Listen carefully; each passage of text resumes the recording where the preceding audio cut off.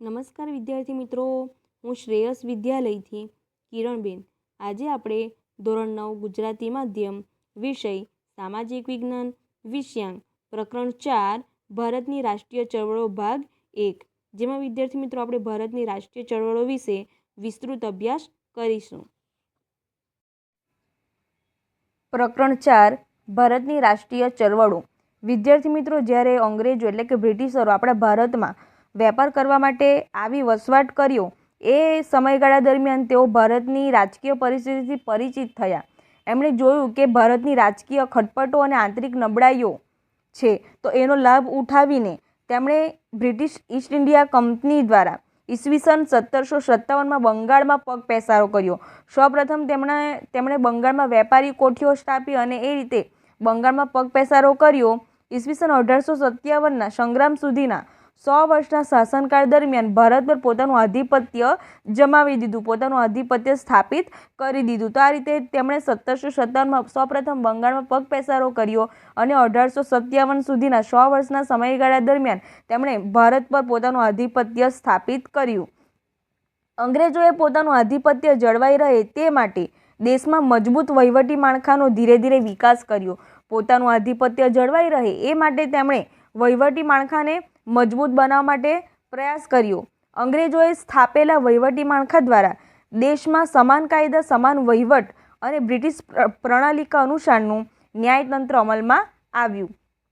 તો આ રીતે દેશમાં સમાન કાયદા દ્વારા સમાન વહીવટ ચાલતો રહે,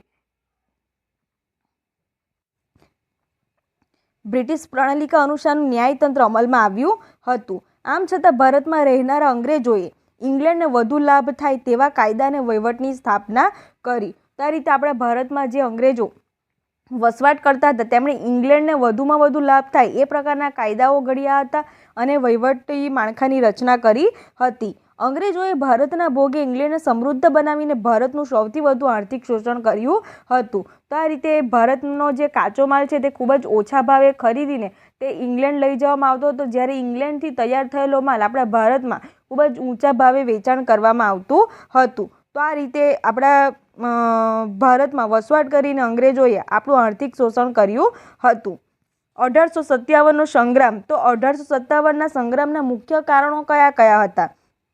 તમને પરીક્ષામાં પૂછાય છે. અંગ્રેજ સરકાર દ્વારા રાજકીય અન્યાયો, ભારતના જુદા જુદા વર્ગોની આર્થિક પાયમાલી, ભારતની સામાજિક વ્યવસ્થાની અવગણના, હિન્દુ ધર્મમાં દરમિયાનગીરી, હિન્દી સિપાહીઓનો અસંતોષ વગેરે કારણો જવાબદાર છે. તો આ રીતે 1857ના સંગ્રામના મુખ્ય જવાબદાર પરિબળો કે કારણો કયા છે?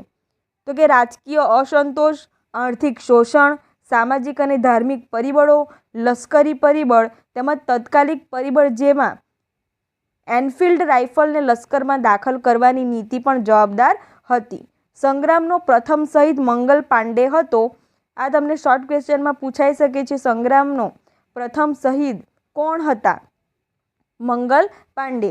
આ સંગ્રામમાં નાના સાહેબ, તાત્યા ટોપે, રાજા કુંવરસિંહ, રાણી લક્ષ્મીબાઈ, બહાદુર શાહ ઝફર વગેરે સંગ્રામકારીઓ સામેલ થયા હતા.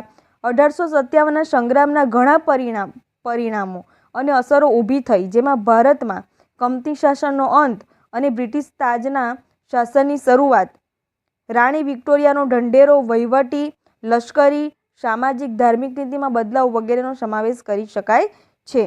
1857ના સંગ્રામ નિષ્ફળ જવા માટેના કારણો કયા હતા? તો કે નિર્ધારિત સમય કરતાં વહેલી શરૂઆત થઈ.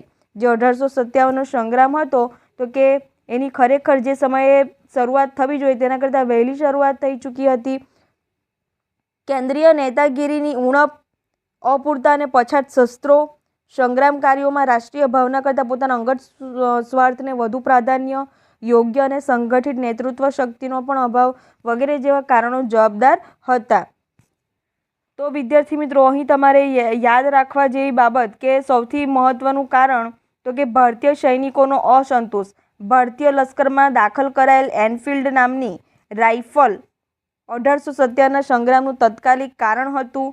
એ ઉપરાંત 1857ના સંગ્રામમાં જગદીશપુરના રાજા કુંવરસિંહ, કાનપુરના પેશવા નાના સાહેબ, તાત્યા ટોપે, ઝાંસીની રાણી લક્ષ્મીબાઈ, બહાદુર શાહ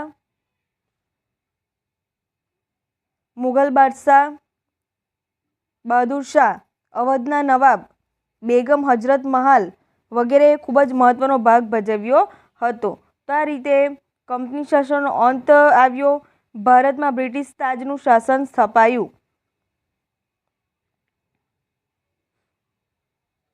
અને 1857ના વિપ્લવની નિષ્ફળતાના મુખ્ય કારણો કયા કયા હતા એમ પૂછાય ત્યારે તમારે એમાં જણાવવાનું કે નિર્ધારિત સમય કરતાં વિપ્લવની વહેલી શરૂઆત, કેન્દ્રીય નેતૃત્વનો અભાવ, સંગ્રામકારીઓએ રાષ્ટ્રીય ભાવના કરતાં પોતાના અંગત સ્વાર્થને વધુ પ્રાધાન્ય આપ્યું, એ ઉપરાંત યોગ્ય અને સંગઠિત નેતાગીરીનો અભાવ, શિક્ષિતોના સાથ અને સહકારનો અભાવ, શીખો અને ગુરખાઓનું અંગ્રેજોને સમર્થન વગેરે જેવા કારણો જવાબદાર હતા.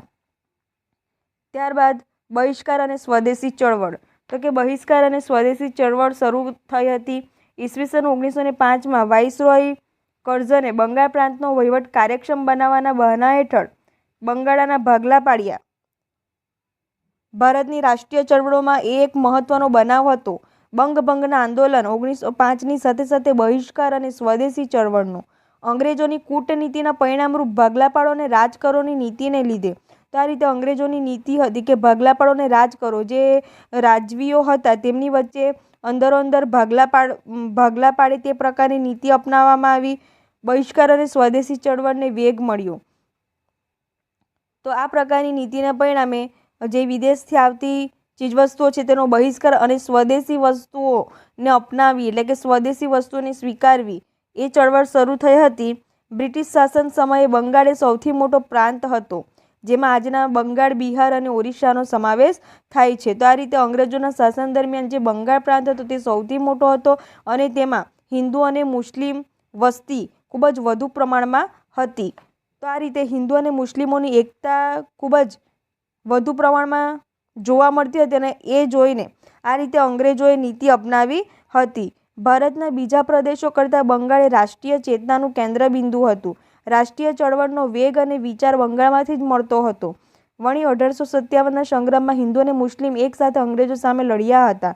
તેથી ભાગલા પાડો અને રાજ કરોની અંગ્રેજોની કૂટનીતિ દ્વારા કોમવાદને ઉત્તેજન આપવા માટે ભાગલા પાડવામાં આવ્યા હતા. આ રીતે કોમવાદને ઉત્તેજન આપવા માટે બંગાળના ભાગલા પાડવામાં આવ્યા હતા અને એ રીતે હિન્દુ અને મુસ્લિમોની એકતાને તોડવાનો પ્રયાસ કરવામાં આવ્યો હતો. વાઇસરોય કર્ઝન 1899થી 1905 દ્વારા વિશાળ બંગાળ પ્રાંતના વહીવટી કાર્યક્ષમતા લાવવાના બહાના હેઠળ પૂર્વ બંગાળ અને પશ્ચિમ બંગાળ એમ બે ભાગલા પાડવામાં આવ્યા. બંગાળના ભાગલાનો ઉગ્ર વિરોધ શરૂ થયો. 16 ઓક્ટોબર 1905ના રોજ બંગાળ પ્રાંતના ભાગલાનો અમલ કરાયો. તે દિવસ સમગ્ર બંગાળ પ્રાંતમાં રાષ્ટ્રીય શોક દિન તરીકે મનાવવામાં આવ્યો. તમને અહીં ક્વેશ્ચન પૂછાય છે કે રાષ્ટ્રીય શોક દિન તરીકે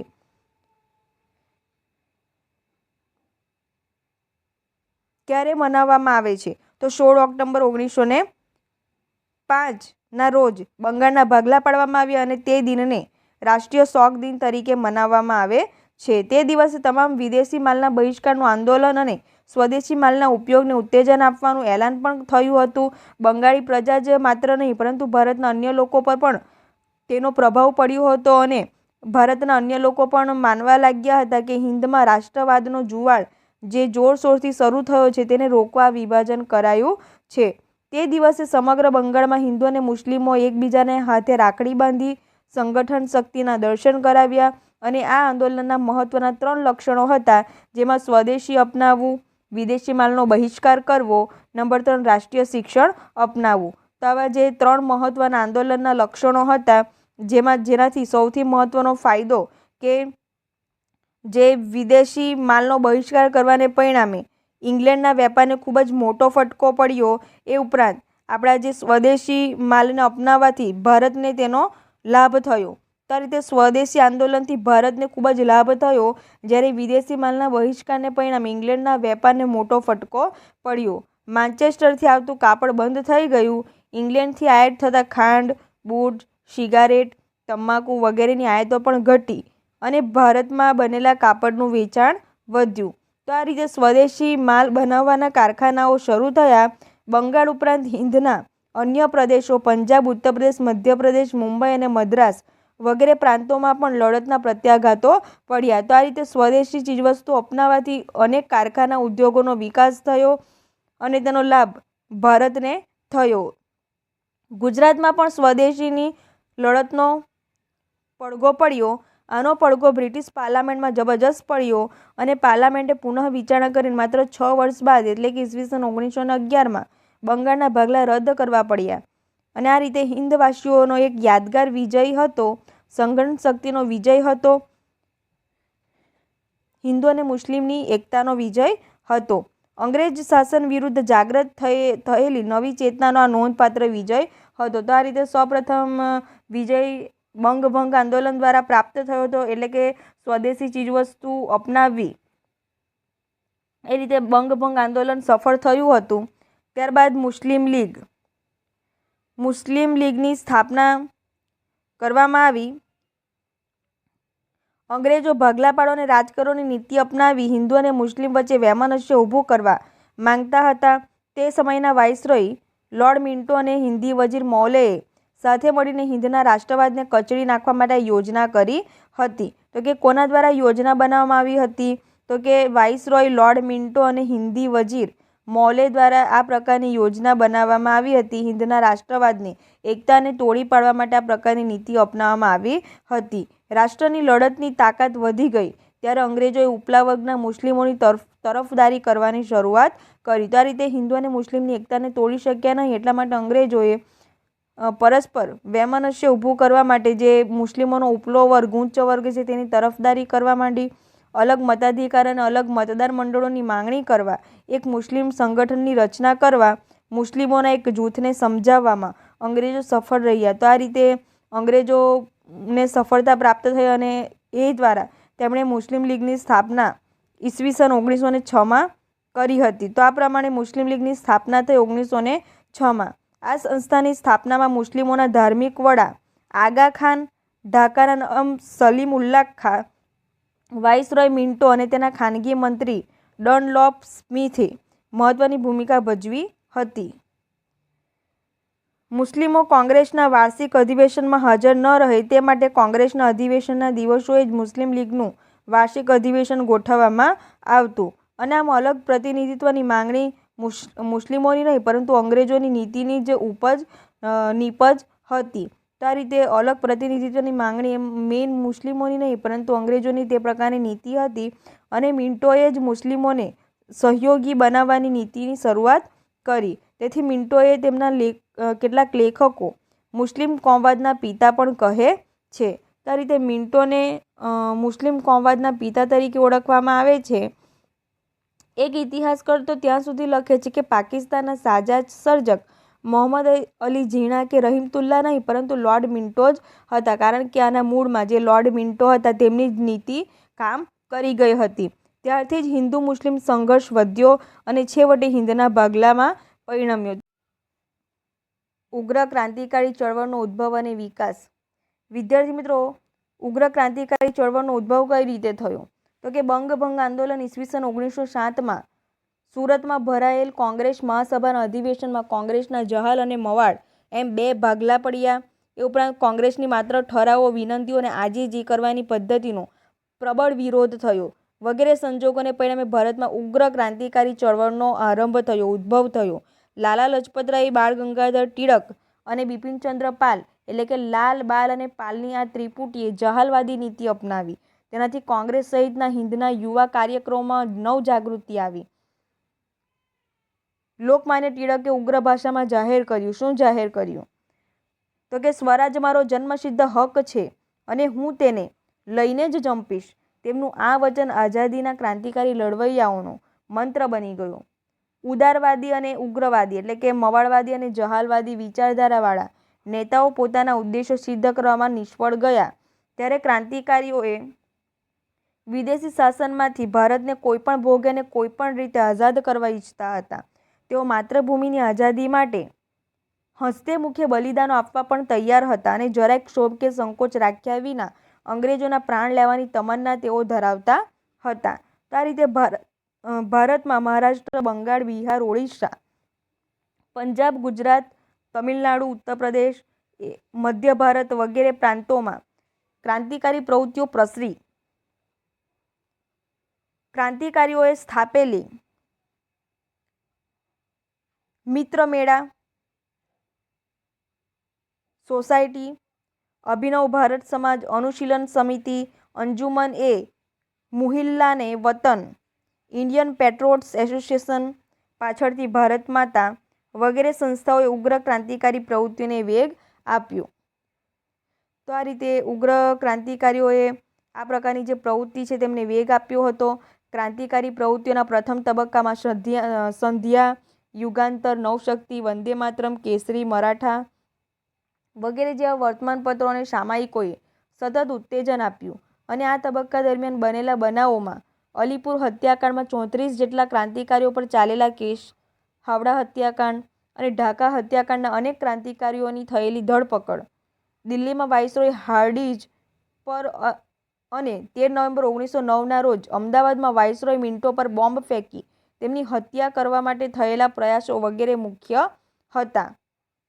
ક્રાંતિકારી પ્રવૃત્તિઓના ઈસવીસન 1920 થી 1942ના દ્વિતીય તબક્કામાં બનેલા ક્રાંતિકારી બનાવોમાં કાકોરી લૂંટ કેસ, લાહોર હત્યાકાંડ અને દિલ્હીમાં કેન્દ્રીય ધારાસભામાં બોમ્બ ફેંકવાની ઘટના વગેરે મુખ્ય હતી. તો આ રીતે ઉગ્ર ક્રાંતિકારી ચળવળનો ઉદ્ભવ અને વિકાસ તમને શોર્ટ નોટ પૂછાય છે ટૂંક નોંધમાં.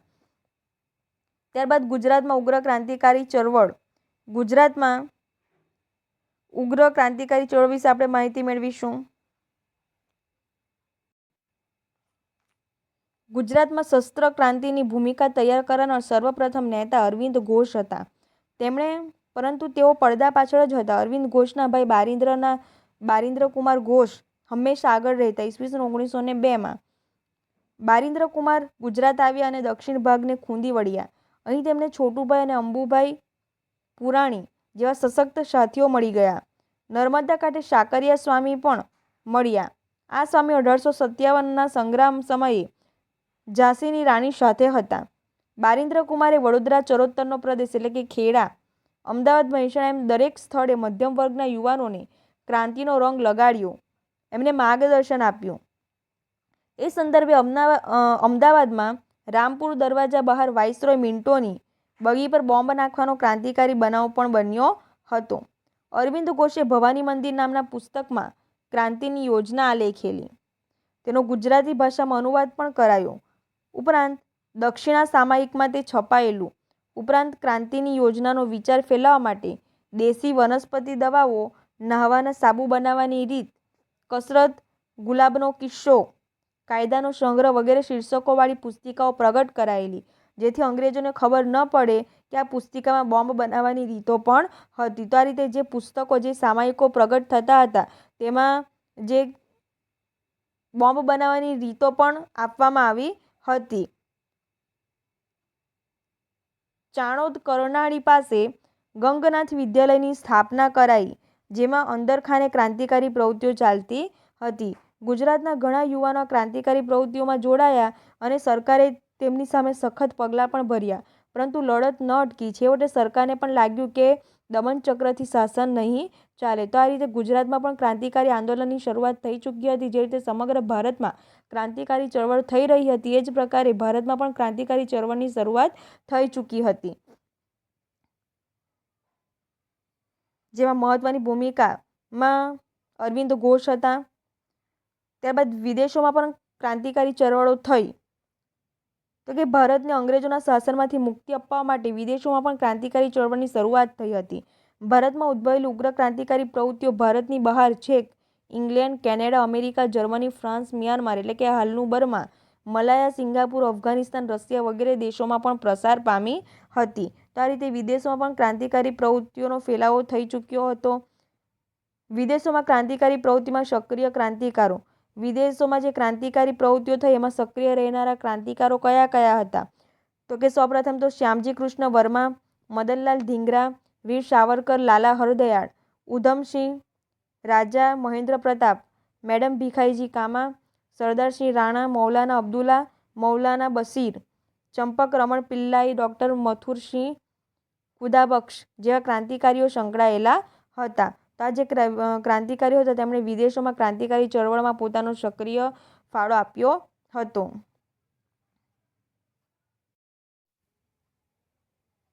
વિદેશમાં ક્રાંતિકારી પ્રવૃત્તિઓ. વિદેશમાં થતી ક્રાંતિકારી પ્રવૃત્તિઓ દ્વારા ભારતની ક્રાંતિકારી પ્રવૃત્તિને વેગ મળતો હતો. ઇંગ્લેન્ડથી વિનાયક સાવરકર ભારતના ક્રાંતિકારીઓને રસોઈયાની બેડિંગમાં છુપી રીતે પિસ્તોલ મોકલાવતા હતા. મદનલાલ ધીંગરાએ ક્રાંતિકારીઓની ટીકા કરનાર વિલિયમ વાયલી નામના એક અંગ્રેજ અધિકારીનું ખૂન કર્યું હતું. અમેરિકામાં ક્રાંતિકારી પ્રવૃત્તિઓ ચલાવવા માટે ઈસવીસન 1907માં કેલિફોર્નિયામાં ઇન્ડિપેન્ડન્સ લીગ નામની સંસ્થા સ્થાપવામાં આવી. ક્રાંતિકારી લાલા હરદયાળે લીગનું નામ બદલીને ગદર પાર્ટી રાખ્યું. 4 ભાષાઓમાં ગદર નામનું સાપ્તાહિક શરૂ થયું. એ ક્રાંતિકારી પ્રવૃત્તિઓમાં તારકનાથ દાસ અને કતારસિંહ પણ જોડાયા. જર્મનીમાં ચંપક રમણ પિલ્લાઈએ હિન્દી રાષ્ટ્રીય સ્વયંસેવક દળની રચના કરી. તેણે ઈરાકને વડુમથક બનાવીને ત્યાંથી ભારત પર આક્રમણ કરવાની યોજના બનાવી. ઈસવીસન 1907માં જર્મનીના સ્ટુઅર્ટગાર્ડ શહેરમાં યોજાયેલી આંતરરાષ્ટ્રીય પરિષદમાં સર્વપ્રથમ વખત મેડમ ભીખાઈજી કામાએ બનાવેલો ભારતનો રાષ્ટ્રધ્વજ ફરકાવવામાં આવ્યો. અફઘાનિસ્તાનના કાબુલ શહેરમાં રાજા મહેન્દ્ર પ્રતાપના પ્રમુખ પદે કામચલાઉ સરકારની રચના કરવામાં આવી. એ સરકારમાં બરકતુલ્લા, આબિદુલ્લા, મૌલાના બશીર, શમશેરસિંહ, ડૉક્ટર મથુરસિંહ વગેરે જોડાયા. એ સરકારે રશિયા, ઈરાન, તુર્કી વગેરે દેશોમાંથી સહાય મેળવવાના પ્રયત્નો પણ કર્યા. રાજા મહેન્દ્ર પ્રતાપે પોતાની સહીવાળી સોનાની પટ્ટી રશિયાના રાજા ઝારને મોકલાવી હતી. તેમાં પણ તેણે રશિયાને ઇંગ્લેન્ડ સાથે સંબંધો તોડી નાખવા જણાવ્યું હતું. મ્યાનમાર એટલે કે હાલનું બર્મામાં સોહનલાલ પાઠકે અને સિંગાપુરમાં પરમાનંદે ક્રાંતિકારી પ્રવૃત્તિઓ કરી. ઉપરાંત કામાગાટામારુ અને તોશામારુ સ્ટીમરોની ઘટનાએ ક્રાંતિકારીઓને વિદેશોમાં અંગ્રેજો વિરુદ્ધ લાગણી જાગૃત કરવામાં પ્રેરક બળ પૂરું પાડ્યું. આ રીતે વિદેશોમાં ક્રાંતિકારીઓએ અંગ્રેજો વિરુદ્ધ પ્રવૃત્તિઓ ચલાવવા માટે વિવિધ પ્રવૃત્તિઓ હાથ ધરી હતી. ભારતની રાષ્ટ્રીય અને ઉગ્ર ક્રાંતિકારી ચળવળના ઇતિહાસમાં દેશદાઝથી ભરેલા 18 થી 24 વર્ષના યુવાનો ભાગ લેતા હતા અને તેઓ મોતને મુઠ્ઠીમાં લઈને ગમે તેવા સાહસ અને રોમાંચ કાર્યો કરીને તેઓ કાર્યને પાર પાડતા હતા અને પકડાઈ જાય તો હસ્તે મૂકે ફાંસીને માચડે ચડી જઈ ઇન્કલાબ જિંદાબાદ અને વંદે માતરમના ગગનભેદી નારા સાથે ફાંસીએ ચડી જતા હતા અને એ રીતે મા ભૌમની આઝાદીના ઉમદા ધ્યેયને માટે વીરગતિ પામતા હતા. તેમણે જે ઊંચી દેશભક્તિ, ત્યાગ અને બલિદાન આપ્યા છે તે યુવા પેઢીને સદીઓ સુધી પ્રેરણા આપ્યા કરશે.